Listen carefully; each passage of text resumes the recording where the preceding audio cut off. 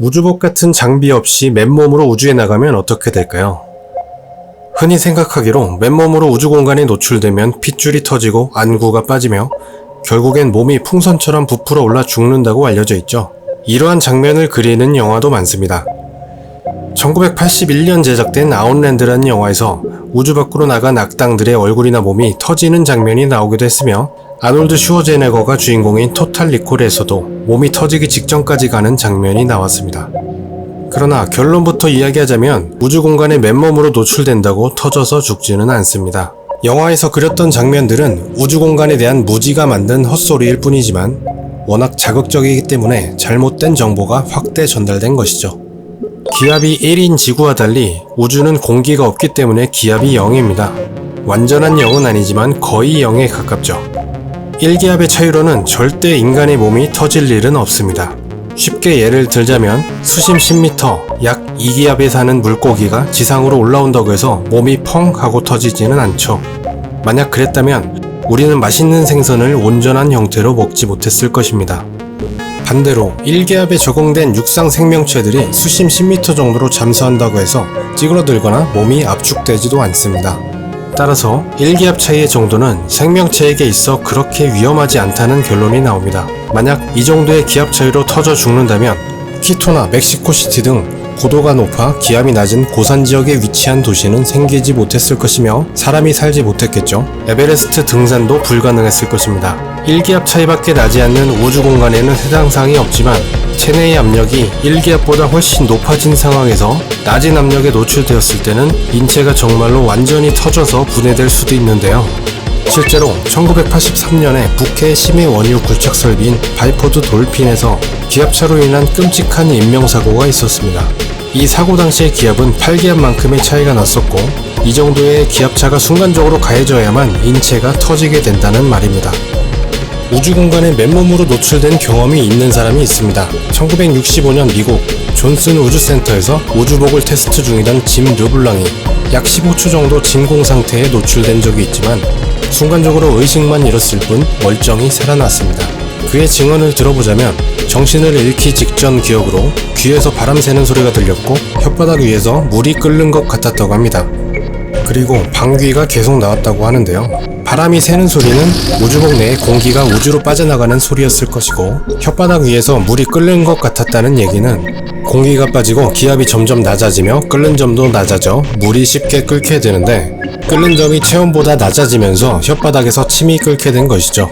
그리고 방귀가 나오는 이유는 기압이 낮아지며 뱃속이 수축되고 눌려서 뱃속에 있던 가스가 밖으로 배출된 것입니다. 풍선을 누르면 공기가 밖으로 빠져나가는 것과 같은 원리입니다. 혹시라도 방귀를 많이 낄 것 같으면 우주선의 반대 방향으로 배출해야 합니다. 우주에서는 방귀의 추진력만으로도 몸이 앞으로 이동할 수 있기 때문이죠.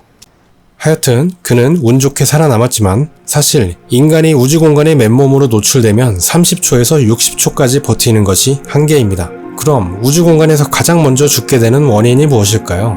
처음에 소개했던 영화들의 오류를 인지했는지 최근 우주를 주제로 다룬 영화에서는 급속 냉동되어 얼어 죽는 것으로 많이 묘사됩니다. 사실 이조차도 반만 맞는데요. 우주 공간의 온도는 영하 250도가량입니다. 영하 10도만 해도 얼어 죽을 것 같은데 영하 250도라니? 지구에서라면 순간적으로 급속 냉동될 온도지만 우주에서는 그렇지 않습니다. 우주에서는 열을 전달하는 매질이 없어서 열이 잘 전달되지 않기 때문인데요.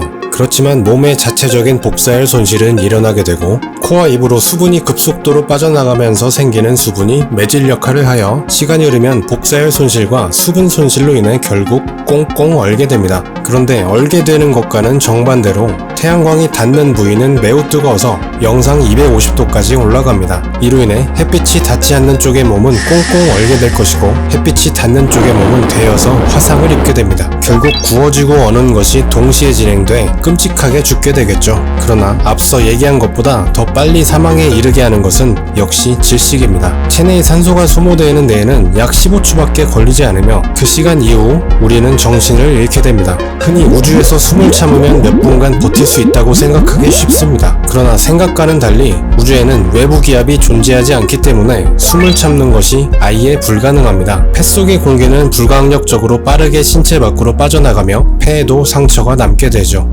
일식으로 의식을 잃었다 하더라도 사망에 이르기까지는 몇 분이 더 걸립니다. 태양으로부터 직접적인 자외선과 X선, 감마선 등의 노출로 인해 유전자가 돌연변이화되어 행여 살아남는다고 해도 후일 암이 발생할 확률이 매우 높아집니다. 실제로 우주에서 생활하던 우주인들이 지구에 복귀한 후 가장 많이 사망하는 원인이 바로 암이라고 합니다. 우주공간에 맨몸으로 노출되는 상황을 종합해보자면 당신의 몸은 터질 정도는 아니지만 저압으로 갑자기 변한 환경 탓으로 약간 부풀어 오를 것이고 화상과 동상을 동시에 입을 것이며 유전자들은 돌연변이를 겪고 15초 내로 질식하여 정신을 잃고 폐는 찢어져 고통 속에 사망할 것입니다. 이런 암담한 상황에서도 희망을 잃지 않고 누군가 구하러 온다면 생존할 수도 있습니다. 영화 은하수를 여행하는 히치하이커를 위한 안내서에서는 우연히 지나가던 우주선에게 구조되어 살아남습니다. 그러나 실제로는 광활한 우주에서 이렇게 될 확률은 제로입니다. 정신을 잃기 전 15초 동안 구조를 기다리는 것보다